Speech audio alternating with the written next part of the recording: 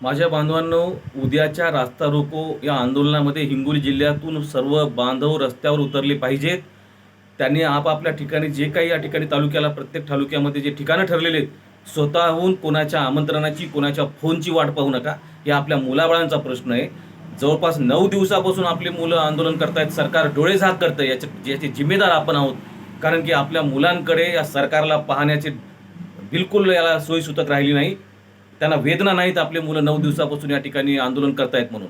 याचे कारण आहे की आपण घराच्या बाहेर निघत नाही, आपण या ठिकाणी रस्त्यावर उतरत नाही. आपल्या प्रत्येकांना उद्याची 25 तारीख सकाळी 10 वाजता ज्या ज्या ठिकाणी आपण जाऊ शकतो, वसमत, सेनगाव, औंढा, हिंगोलीचा बाजमा फाटा आणि कळमनुरीतला मसोड फाटा, या प्रत्येक ज्याला जे जवळ पडेल त्यांनी बिलकुल वाट पाहू नका. गावातून प्रत्येकाने अनाउन्समेंट करा.